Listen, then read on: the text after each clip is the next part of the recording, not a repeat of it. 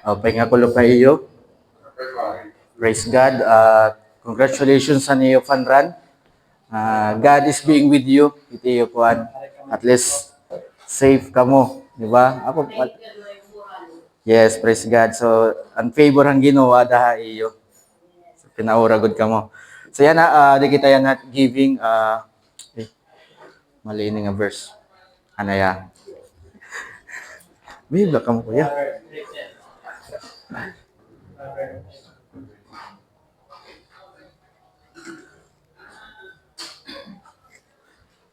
Okay. Verse 9 ngayon. So, giving time kita yan na.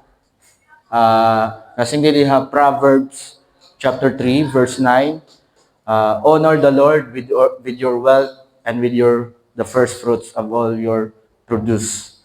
So yan na, yan na, ginsusugo kitahan, Ginoo, to honor Him, to glorify Him with our possession na may ada kita. So bisan ano man ito na butang na may ada kita, ginsusugo kitahan Ginoo, ginkukuman kita nga, gamito ng tiya for His honor and glory. Which is gipapakita gyud pa ato dinhi an proper nga manner hit paggamit hit mga possession na may ada kita or butang. So ito nga possession na ginhatag ato ng Ginoo, marang gud kita ang tag-iyahan langit yang kalibutan an atong Ginoo. So yan na praise God na gintagaan kita mga butang. Okay na mga possession. So amen gin-remind la kitahan Ginoo ano ang purpose ito nga butang is for His honor and glory. So, ito tatan ko niya na verse. Naya.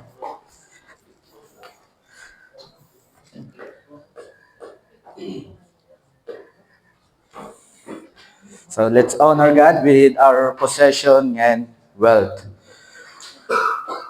So, last week, na-istoryahan natin being a doer of the word, to be happy in everything we do.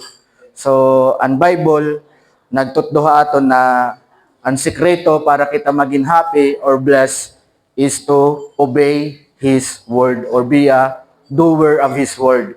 So, ito ang gintututduha ato ng Bible, ginpapahinumdama ato ng Bible nga, ang sikreto ngayon sa nga tao para maging happy, eternally happy, is to obey His word. Be a doer of word. So, amen tiya. So, yan na. Nag-viral ini gyapon na Facebook. Ini nga pahinabo. Okay?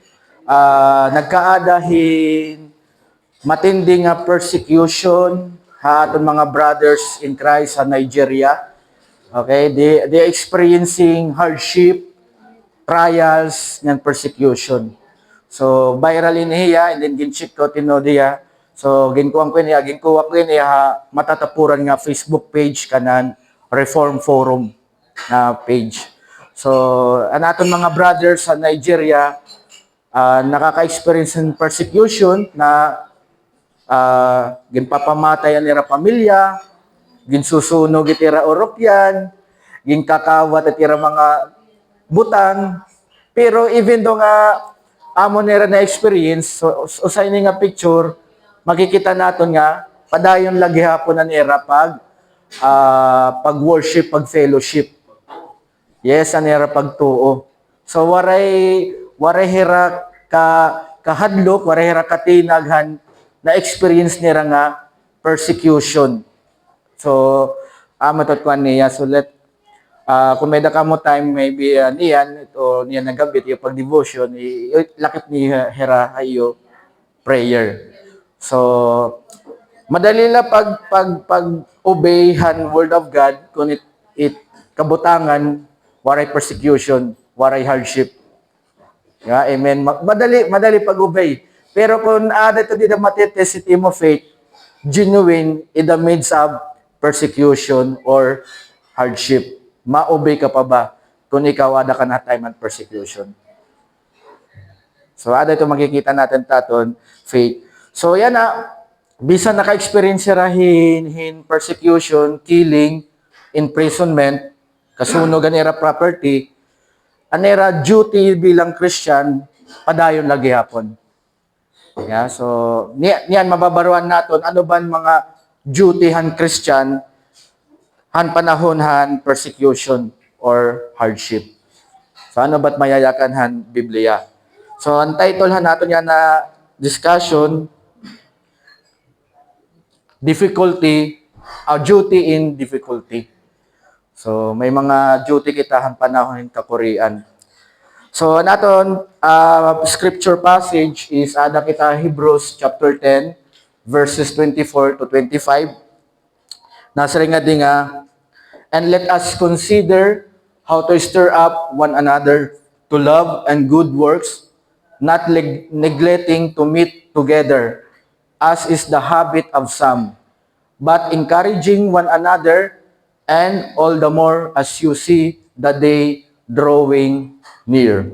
So a man shall not live by bread alone, but by every word that comes out from the mouth of God. Let us pray. Dear Heavenly Father, thank you for the blessings that you have given to us, spiritually and then physically. And Father, we humbly requesting to you regarding naman mga brothers na to Nigeria na they experiencing persecution and hardship. We pray nga you give them comfort, peace, and strength para nila faith and provision na ira kinahanglan physically and spiritually. And tagaan mo gyapon protection tikangahan mga tawo nga na magpe-persecute ha era. And Father, we humbly give us requesting to you na in this moment na give us enlightenment, enlighten our eyes of heart to understand your word. Let the Holy Spirit na mag-teach sa amon. And then we also ask for forgiveness of sin that every day we fall short, we sin. Pasayloan namon mga sala. Yan, salamat gihapon ang kataluwasan na imong ginhatag amon yan na. Yan, ginampo namon ang ibang brothers nga waray dinhi. Pray nga ikaw paday mag-touch sa era, mag-remind sa era, mag-bless sa era physically and spiritually. Yan ikaw lainin ang ma-glorify, ma-honor ini nga moment kay ikaw ang labawan nga tanan, ikaw ang King of Universe, the Creator of heavens and earth. We praise you, we honor you. In Jesus' name I pray. Amen. So nato na scripture passage yan na ini nga time is kahuman ni Jesus Christ na han ascension, bumalik na yan naton Diyos Amay. Right side, right hand na naton God the Father. So yan ang background ni naton book nga gini-study nga Hebrews, ang writer ni is an author unknown. So waray man gud magbutang nga niya ngaran. Pero some theologian nagkukuan hira nga ining an author hining letter is si Apostle Paul, madaliwat na si ni Apollos, yeah, he Luke. So haapon niya na is kay tungod nga diri man gud verified para safe kita unknown it author hini. So diri ko maggagaro-garo nga amin yan author. Okay, unknown in hiya. So ini nga book na surat ini nga book is around AD 60 to 70. Amon na surat ini ang time nga nasurat ini nga book. Okay? So yan na ang context ini nga atong letter, brothers, para ini mga primarily para ini mga Jewish Christian. Okay, it talks about the high priest, the temple. So ito na mga butang na mga nga gin-istorya ito di Hebrews is makakaintindi la ito mga Jewish. Diri gud makakaintindi ang mga Gentiles about the temple, about the priest, about the high priest. Okay, so gin-istorya dito. So primarily nga recipient ni or audience ni nga letter is the Jewish Christian. So amo ito ya. Siya na ini nga time ini nga Jewish Christian naton gimbabasa yan nga letter, anera kabutangan ini they experience gyapon persecution. Okay? They experience also hardship. Kaya na-mention gyapon ni book of Hebrews. For example, Hebrews chapter 10 verse 34. Nasa nga di nga, for you had compassion on those in prison, and you joyfully accepted the plundering of your property. So, imagine natin na experience, plundering of their property. Pero nira kabutangan ng gimpla-plunder nira property joyfully. So, you joyfully accepted the plundering of your property, since you knew that you yourself had a better possession and an abiding one. Amo to nga ginkukuan ba ginkukuha nimo mga butang illegally with force. Amo to kwan niya. O plunder. O so diri waray mo kuan conscience na gintutugutan man butang nga ighatag waray mo ginhatag. But ginkuha mo waray permission illegally with force. So ganito ya. Pero makikita natin brothers, and reason kaya joyful hera, even though they are experiencing plundering an era property, kay sering didihan author, since kay maaram na hera. Di ba? You knew that you yourself had a better possession. So kita man ng mga Christian, we knew na may ada kita maupay nga possession. Diri la di butang hakalibutan. Itaton better possession is ato langit. Itaton treasure, itaton wealth, naging ginihingyap ato langit, wari di babahon to na. Amen? Di ba? So, amo itong reason na kaya they are joyfully accepted the plundering. Siguro it mga politician makaintindi nito plunder. Kakawat. Di ba? Stealing. So, amo ko na kuan gapit meaning plunder. So, amin yung experience kabutangan ng mga audience ni nga letter. They experiencing nga ginkakawatan nila mga butang. Okay, they are midst of pagplunder it era property. And the next verse 13, verse 3, nasa nga di, remember those who are in prison, as though in prison with them, and those who are mistreated, since you also are in the body. So, ini nga author, ini nga letter, gimpapa hinumdom niyan mga Christians na naingat to prisuhan. So, imagine na may daha era na mga believers na priso. Yeah? And then, naka-experience gihapon hirahin mistreated. So, those who are in prison, as though in prison with them. Sa amay ton mannerhan imo pagpahinom dumira nga baka kagyap na priso. Kung may nakita bugto Ginoo na priso illegally, iba injustice. So kailangan mahinumduman naton niya. Diri naton niya papabayan. So amay ton ginko kandidihan autoran Hebrews na iti mo panunahuna as though in prison with them. Amay tiya. And those who are mistreated, since you also are in the body. And body didi is the church, the believers. Diba? The assembly of believers. Amo ito ya. So, amin yung mga kabutangan, audience, aton letter. Okay? Din kakawatan hira property, napipriso na hira, and they were mistreated. So, they are in the midst of persecution and hardship. Diba? Pero I mean, even though they are in the midst of the persecution, may ada mga command naton author hini nga letter. May dani nga command. So, ang command hini is na equivalent ini nagiging duty naton. Kung ano man ang command naton mayor, magiging duty nat. Okay? So, amo ito tuan natin. That's why duty in hardship. So, yan ang kanini ang naton scripture passage niya preceding context, previous context niya, ama to ginistorya dito being high priest ni Jesus Christ, the great high priest.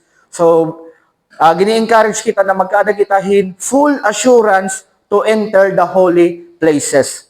Full assurance, confidence na makakasunod kita holy places. Kaya kay may da kita perfect sacrifice with our great high priest, ni Jesus Christ. Ang sacrifice ni Jesus Christ na ginhimo ha cross, amo ang naka-sanctify.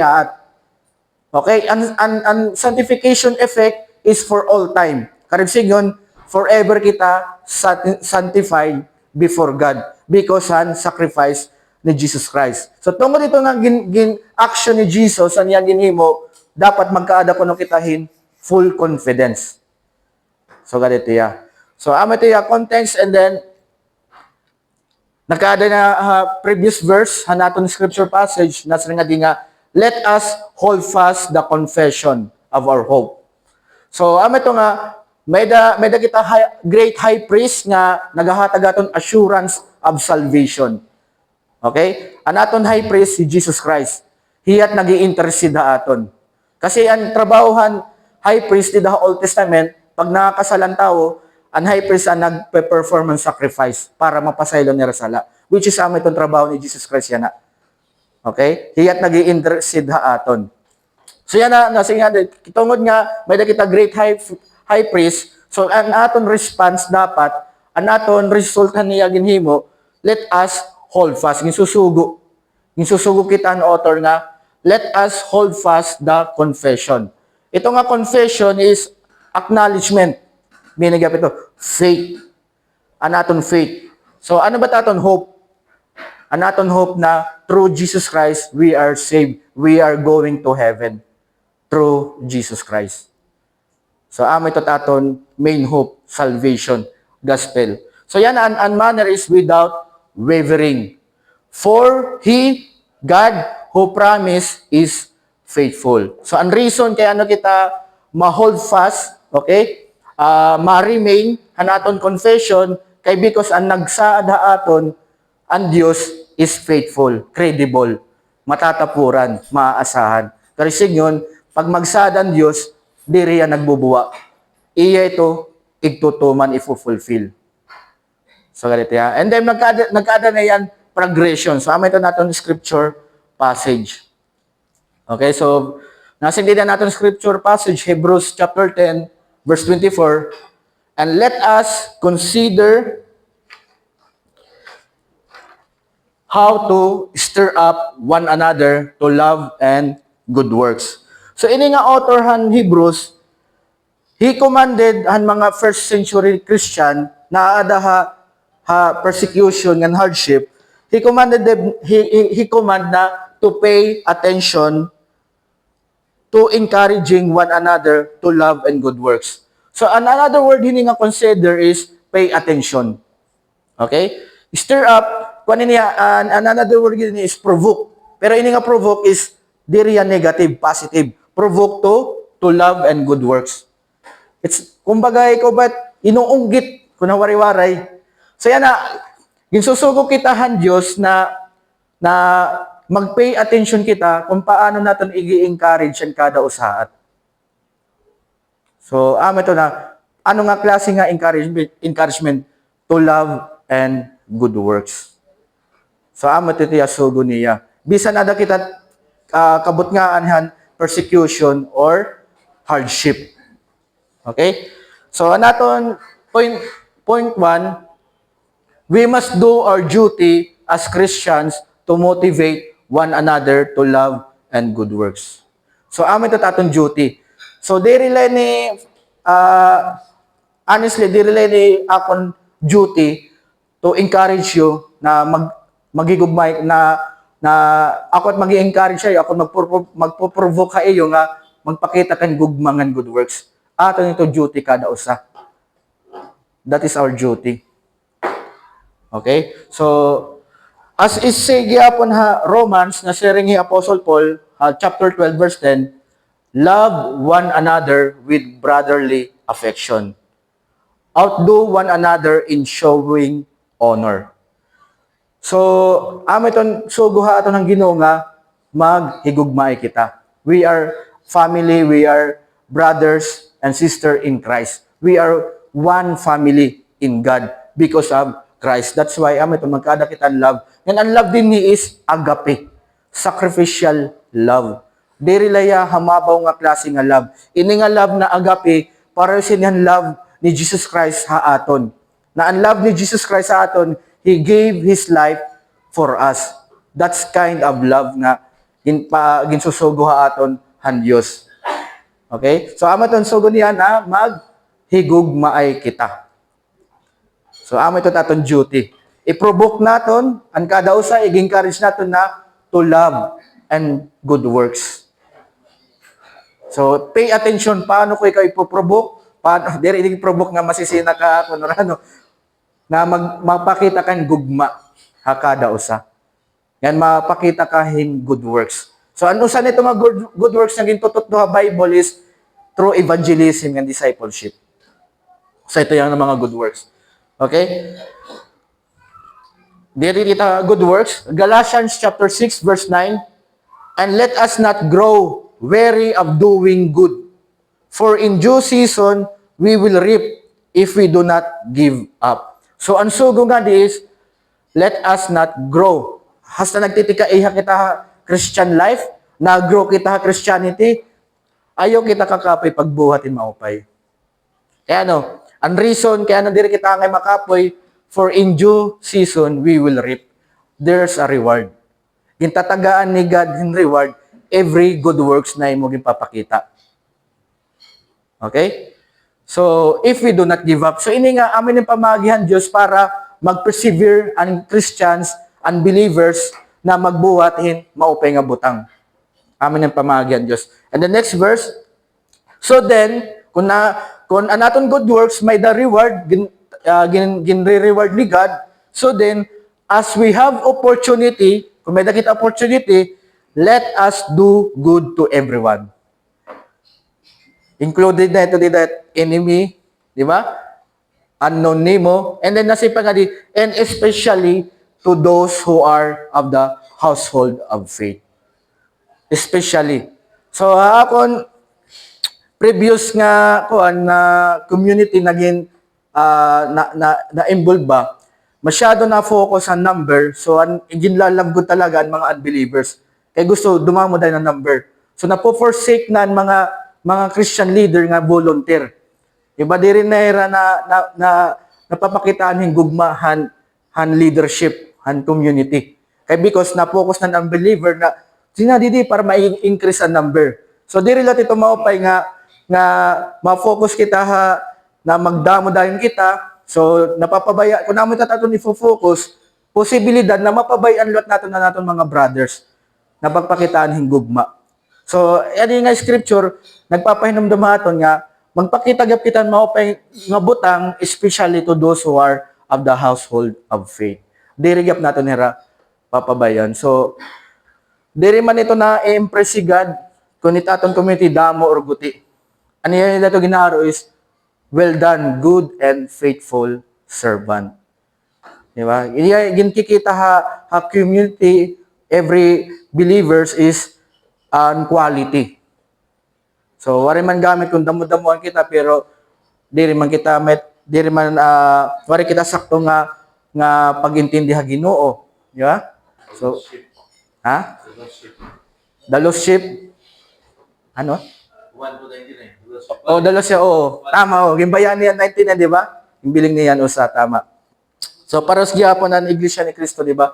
Damo-damuan nila. Pero di rin man ito na-impress si God.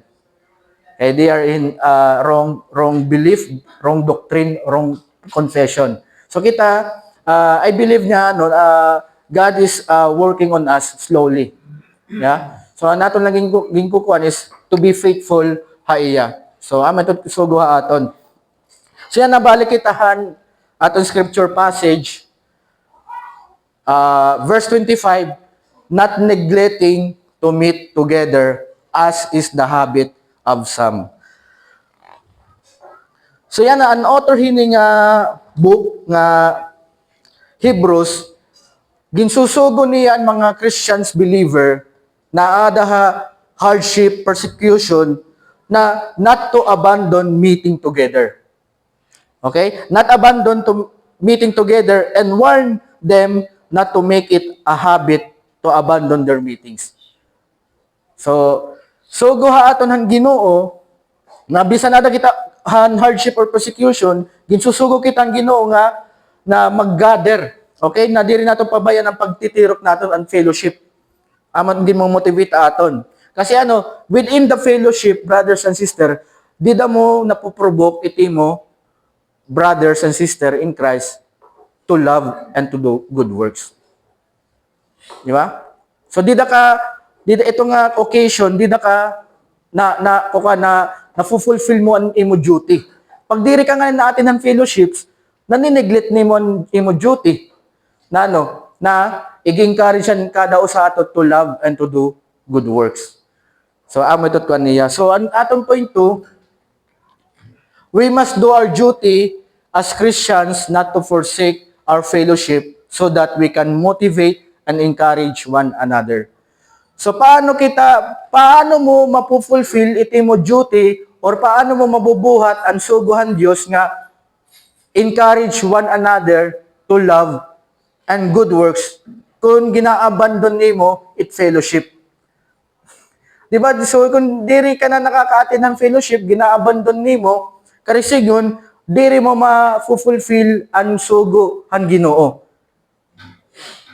So amo ito sa nga reason na kaya dapat diri kita mag-abandon hanaton fellowship.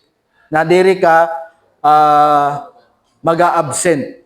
Okay? Kung ano nimo niya. So para siniha Acts nga natabo chapter 2 verse 42, the believer and they devoted themselves to the apostles' teaching and the fellowship, to the breaking of bread and the prayers. So mapapansin mo, unbelievers hininga time, the early church, in the book of Acts, early church, first century church, they devoted. Another word on devoted is faithful or loyal. Hanira, faithful or loyal. Devoted themselves to the apostles' teachings and the fellowship, to the breaking of bread and the prayers. So, an early church, kung era ginpractice na maging faithful apostles' teaching, fellowship, and breaking the bread and prayers, so kita gihap, kailangan natin ito himuon. Ipe-preserve natin ito nga culture. Naada dito ha Bible kung anong culturehan early church. Amen? So, yan na paano ka madi-devote, paano ka magiging loyal han apostle teachings kung gina-abandon nimo to meet together, gina-abandon nimo fellowship pag-attend. So, through atong fellowship, di na kita nababaruhan mga apostles teaching, Bible. So actually nato niya na passage is to Hebrews. Diba? Na kitahan nag-agi kita Romans. So amin yan reason, amin yan and culture han early church. They are loyal, they are faithful han apostles teaching, sola scriptura and fellowship. And then breaking breads and the prayers.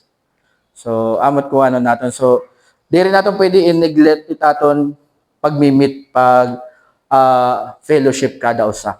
Kaya kay sugo ito han Ginoo, which is amin taton duty.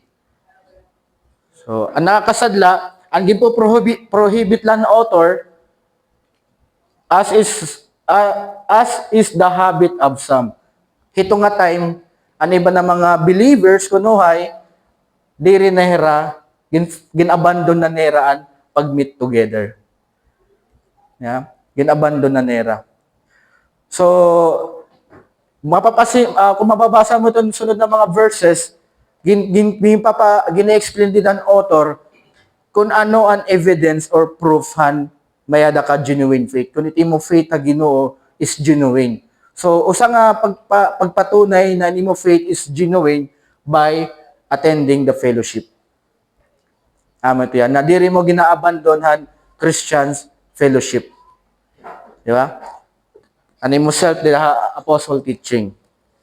So balik kita next verse na aton scripture passage na singadi, but encouraging one another. So kung nan iba habit na nera diri mag-attend fellowship,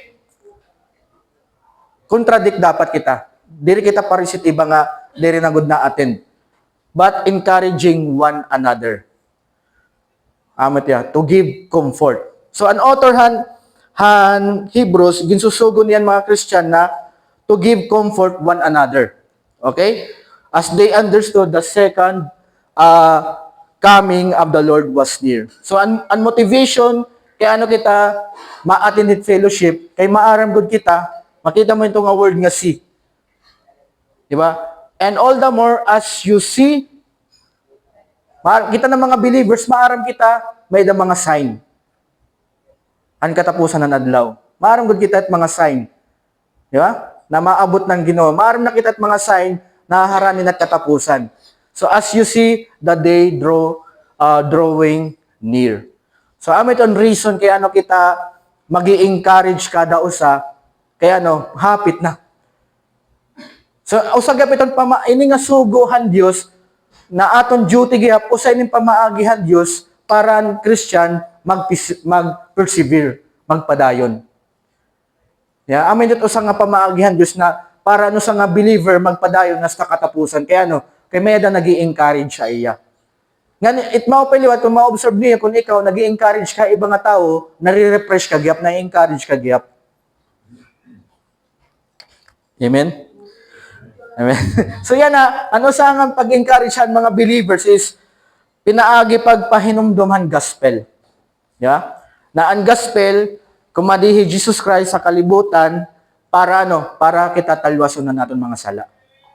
May totoo sa nga way nga pag-comfort it aton brothers in Christ.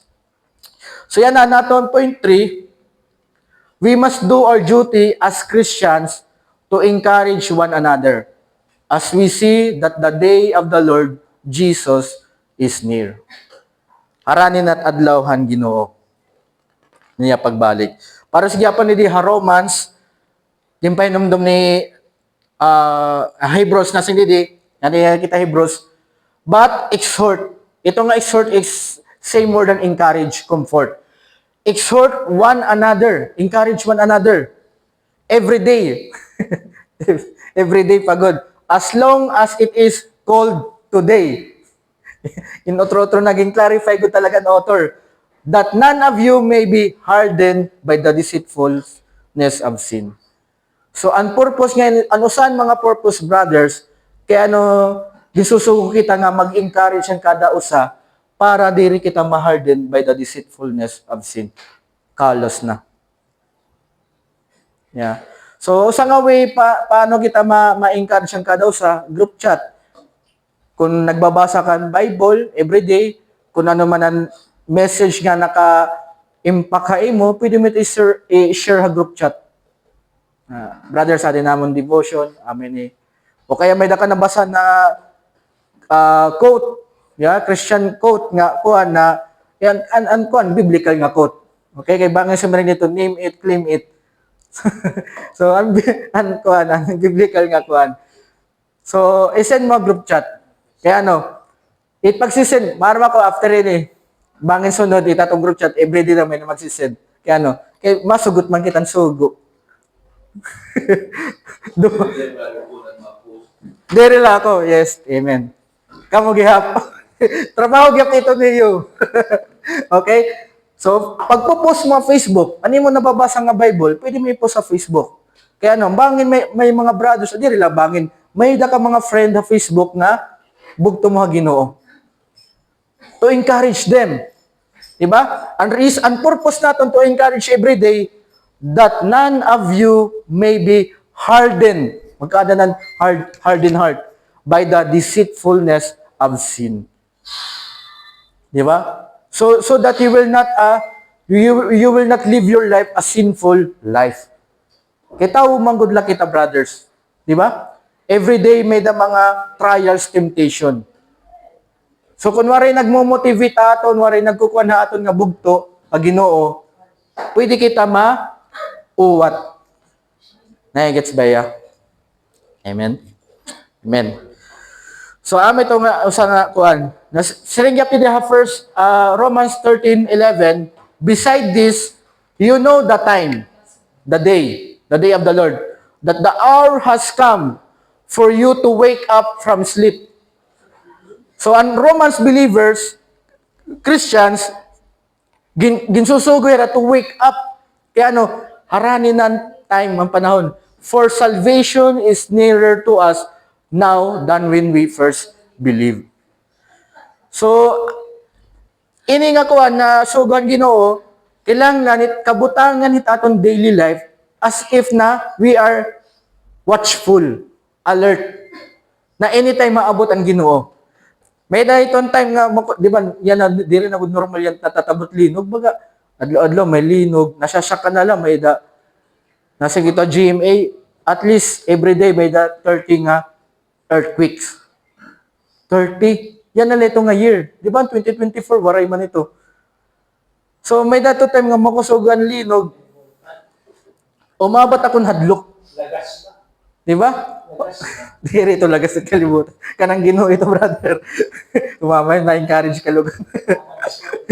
So, amin niya, one time nga makusugan linog, syempre, tao lang kita, nabal kitang kahadlok. Ayaw gadlanay, Lord. Ito nga moment nga, hadlok ka nga magpakita ang Ginoo, kaya no, diri ka andam.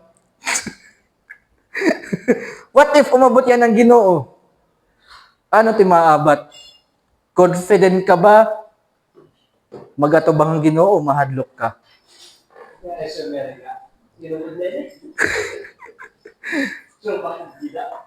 Di ba? So, amin ni brothers, gimpapahinong kita han Dios pinagi niya pulong na it aton daily life as if may dakita ginaandaman na may da maabot ang Ginoo.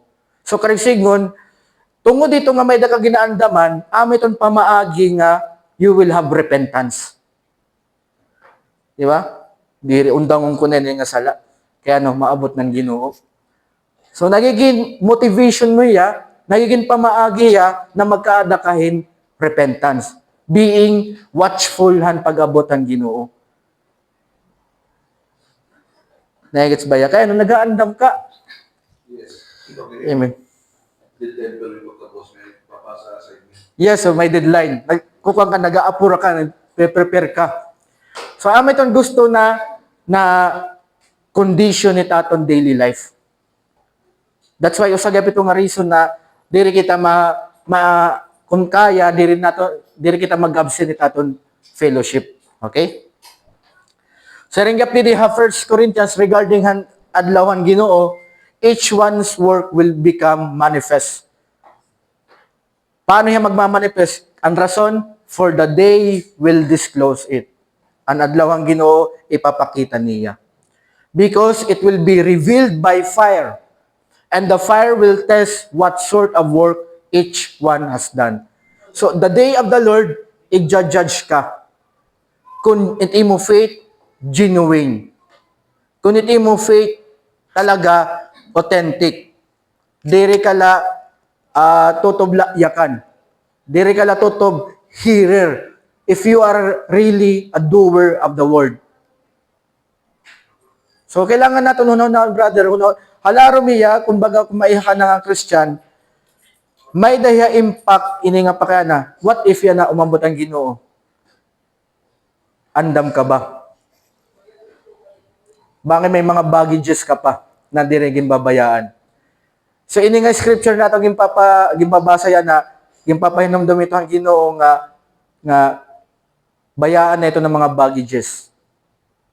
Di ba? Have repentance. Kaya anytime maabot ng Ginoo. Ngayon sa ring Bible, it is near. What if mo mamakukuwas? Tama. What if mamatay ka buwas? Di ba may mga linog na nagkamatay? Imagine na brother sa bugo, dira teramar matong gabi mamamatay hira. Di ba?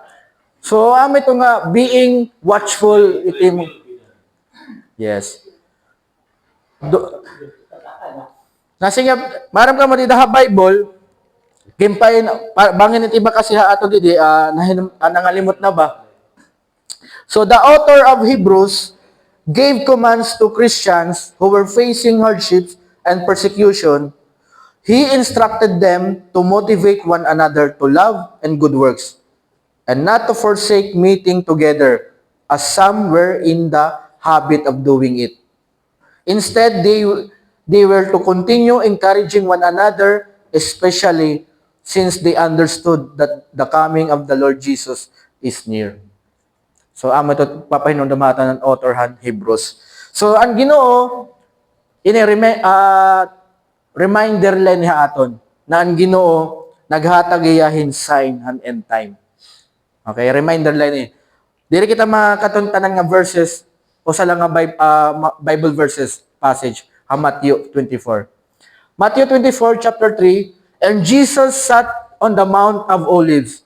The disciples came to him privately, saying, "Tell us, when will these things be? And what will be the sign of your coming and of the end of the age?" So, may dadidi tulong nga butang. When will these things be? Pakiana, tulo. When will these things be? And what will be the sign? What? Okay? What will be the sign of your coming and the end of the age? Di. Excited, oh. And Jesus answered them, "See that none leads you astray or deceive." Kaya for many will come in my name saying, "I am the Christ," and they will lead many astray or deceive. So damon makaningahian Messiah.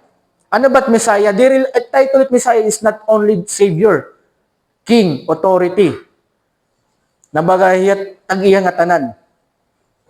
Nahigits ba ya? So may ada ito natabo yan na. Kibuli, di ba? Yan na. Una pa nga panahon, may da pa nagkiklaim hirat Messiah. Actually, habok ka box, may da nga dito dahil first nga false Messiah dahil nag-appear. Messiah. So amin yan siya nga sign. Okay? And you will hear wars and rumors of wars. May da na ba? May da man na nagigira yan na? Sign. Rumors. Yan na, Taiwan yan China, pwede pa kita maapi. Pero ang sogon Ginoo, see that you are not alarmed. For this must take place, but the end is not yet. So, kinahanglan talaga itong matabo. Ito na mga war. O sa ito ng mga sign. For nation will rise against nation, and kingdom against kingdom. And there will be famines, earthquakes in various places. So, itong mga sign. Sign haniya, kan katapusan ng adlaw, haniya pag-abot. Saan niya umabot? So, nakikita naman natin mga sign. Yeah. So, amin yan reason na maging alerto kita. Ngayon, ang warn ng Ginoo, may the warning ng Jesus Christ. Kung ini nga mga sign, ada na natatabo na. Siya yan end times. Matthew 24, verse 37, kan Jesus lagapin nga word. For as were the days of Noah, so will be the coming of the Son of Man. Han kabutangan, han panahon ni Noah, parehas gapiton panahon ng pag-abot ang Ginoo. Ano ba ito nga parehas?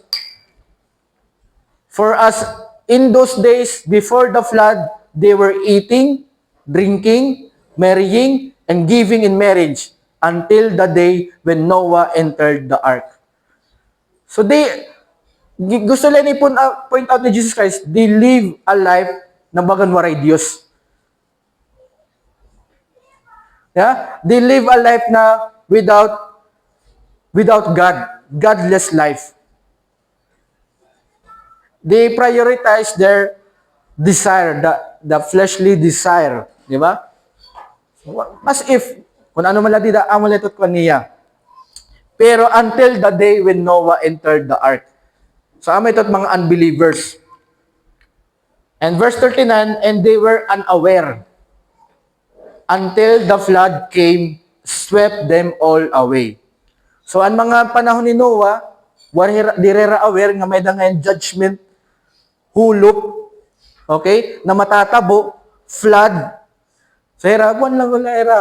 Kuwan la, enjoy la, party. Yeah? This is life. Enjoy. Waray kita. Bakit waray God? Kung namin ito, hera, kinalasan hera, uy, ano yun nga baha? Nahingadan hera ang judgment ang Ginoo. So, nasingid, ang nakakasadla din so will be the coming of the Son of Man. Para sa gapitot, yan ang pag-abot ang Ginoo. Ano iba kakalasan? Ano ini? Pwede naman umabot. Di ba? Linog pala, kurog na kita. How much more it pag-abot ang Ginoo? Kaya nasa nga Bible, ito yung pag-abot will be glorious. Ito nga glory, itong magkukosin fear and trembling ang mga unbelievers. Yeah, nakakalasa na lahira. And then, pakasabot nira, ada nira judgment. Ang nakakasadla ito, waray na chance. So, amin ni brothers, kuan haton, warning hang Ginoo nga, if we live a life nga diri watchful it pag-abot ang Ginoo, masasyak na lang kita nga ada ng Ginoo. Di ba? We will magbabasol kita, magre-regret kita. So amin itong ginpo-prohibit haton han Dios na magkinabuhi nga diri mabantayon nga han pag-abot ang Ginoo. Diri ka aware. So yan na, amin aton ko na as God's children, we have a duty to fellowship together, comforting and encouraging one another in love and good works, which is proof of our genuine faith. For we know that the coming of the Lord is near. So maaram na gud kita maabot na ang Ginoo. So it's not time to banjing, relax, enjoy. It is time to be watchful. Mabantayon kita. Sa rin pa ni Kuya Dani, always natin nababatian duwalat atong ginuhulat. Pag-abot it Ginoo, aton pagkadtuha iya. Di ba? So naton big idea, accepting and doing the duties of Christians even in difficulty, as commanded by God, is proof of genuine faith in Christ Jesus our Lord. And we must live a life that shows alertness for the day of the Lord. So, may kita, diri kita unbelievers na wari kita ginaandaman, diri kita aware na ihimula naton gusto, no. May kita ginaandaman ang pag-abot han Ginoo na kinahanglan it pag-abot han Ginoo diri ka mahadlok. Confident kang, adi na akong Savior. Adi na. Di ba? O kaya pag mamatay ka, andam ka mag-atubang na ikaw masulod ka langit. So, amo ito't kuwan natin yan na duty in difficulty.